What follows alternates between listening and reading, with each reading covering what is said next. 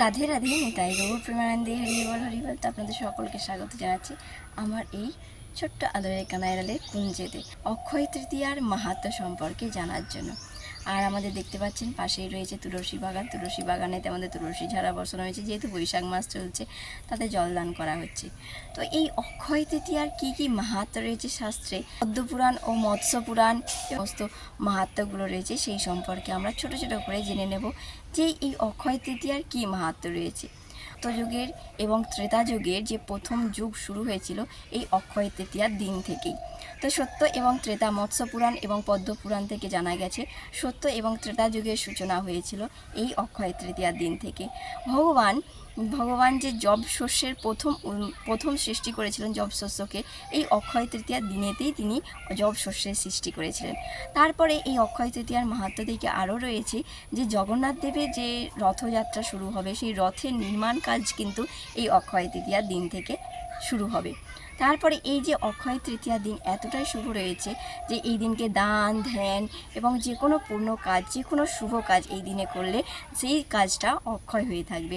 যেহেতু বৈশাখ মাসের শুক্লপক্ষে তৃতীয়া তিথি অর্থাৎ অক্ষয় তৃতীয়া, এই তিথিটা এতটাই অক্ষয়, যে সমস্ত কাজ বা যে সেবা ভগবানের জন্য বা ভগবানকে খুশি করার জন্য যাই সেবাই আপনি করুন না কেন সেটা অক্ষয় হয়ে থাকবে। তো সেই জন্য দান ধ্যান, সাধুগুরু বৈষ্ণব শুদ্ধ ভক্তকে আপনি দান করতে পারেন, সেটা অন্ন দান করতে পারেন, বস্ত্র দান করতে পারেন, আপনার সামর্থ্য অনুযায়ী আপনি টাকা পয়সা দান করতে পারেন।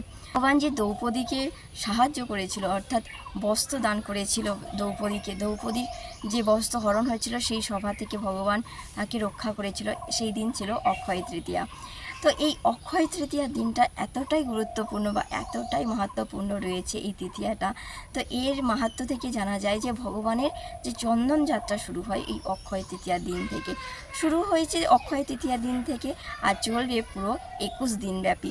ভগবানকে সারা শরীরে চন্দন লেপন করা হবে, সেই চন্দনের মধ্যে থাকবে অগুরু কর্পূর দিয়ে চন্দনটাকে ভালো করে মেখে আর ভগবানের সারা শরীর সর্বাঙ্গেতে লেপন করা হবে।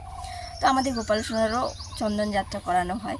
তাছাড়া যে এই শুভ অক্ষয় তৃতীয়ার দিন থেকেই ভগবানের বিহার চলতে থাকবে। এই যে চন্দন যাত্রা চলাকালীন ভগবানের বিহার চলতে থাকবে। আর ভগবানের যে বিহার ব্রজে যখন ভগবান লীলা করেছিলেন তার পরবর্তীকালে গোপীদের সঙ্গে যে তিনি বিহার করেছিলেন, এই অক্ষয় তৃতীয়ার দিন থেকেই শুরু হবে ভগবানের নৌকেলি বা বিহার। অক্ষয় তৃতীয়ার দিন থেকে কেদারনাথ, বদ্রীনাথ, গঙ্গোত্রী, যমুনোত্রী এই মন্দিরের দ্বার কিন্তু খোলা হবে। যে শীতকালব্যাপী বন্ধ থাকে এই মন্দিরের দ্বার, আর ভাতৃদ্বিতীয়ার পরেই তো এই মন্দিরের দ্বারগুলো একটা অক্ষয় প্রদীপ জ্বালিয়ে রেখে বন্ধ করে দেওয়া হয়।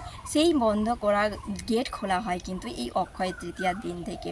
আর ভগবান সুদামাকে যে বিশেষ কৃপা করেছিল, অর্থাৎ সুদামার যে দুর্ভাগ্য কাটিয়ে যে শুভ দিনে এই অক্ষয় তৃতীয়ার দিনেই সুদামাকে তিনি তার রাজ ঐশ্বর্য দান করেছিলেন। ব্রজের বঙ্কুবিহারী রয়েছে, রাধা বঙ্কুবিহারীর চরণ দর্শন কিন্তু এই দিনেই করা যাবে। সময় ভোলেনাথ একটা ছদ্মবেশে অর্থাৎ মা দুর্গার সঙ্গে বা অন্নপূর্ণা দেবীর সঙ্গে একটা লীলা করার জন্য তিনি ছদ্মবেশে অন্নপূর্ণা দেবীর কাছ থেকে অন্ন ভিক্ষা প্রার্থনা করেছিলেন। সেই দিনটা ছিল এই অক্ষয় তৃতীয়া। যে চন্দন যাত্রার মাহাত্ম্য অর্থাৎ মাধবেন্দ্র পুরীপাদেরকে তার সেবিত বিগ্রহ গোপাল, ছোট্ট গোপাল তাকে আদেশ করেছিল এই চন্দন যাত্রা শুরু করার জন্য বা তার গায়েতে মলয়জ পর্বত থেকে সুগন্ধি চন্দন এনে তার গায়ে লেপন করেছিলেন। তো লেপন করার জন্য নির্দেশ দিয়েছিলেন, যার জন্য মাধবেন্দ্র পুরীপাদ তিনি গিয়েছিলেন উড়িষ্যায়। সেখান থেকে তিনি সুগন্ধি মলয়জ পর্বত থেকে সুগন্ধি চন্দন নিয়ে এসেছিলেন। তারপরে রেমুনায় এসেছিলেন, রেমুনাতে সেই গোপীনাথকে, ক্ষীরচোরা গোপীনাথকে তিনি চন্দন লেপন করেছিলেন। তারপরে গোপীনাথের কাছ থেকে তিনি প্রসাদ অর্থাৎ এই ক্ষীর প্রসাদ পেয়েছিলেন। স্বয়ং গোপীনাথ সেই ভক্তের জন্য, মাধবেন্দ্র পুরীপাদের জন্য লুকিয়ে রেখেছিল, যার জন্য ওনার নাম হয়েছে ক্ষীরচোরা গোপীনাথ। তো সেই লীলা আমরা অন্য একদিন মাহাত্ম্য হিসাবে, চন্দনযাত্রার মাহাত্ম্য হিসাবে আমরা শ্রবণ করব। তো আজকের এই পর্যন্ত, যে আজকে আমরা ছোট করে জানলাম যে এই অক্ষয় তৃতীয়া কতটা মাহাত্ম্যপূর্ণ রয়েছে।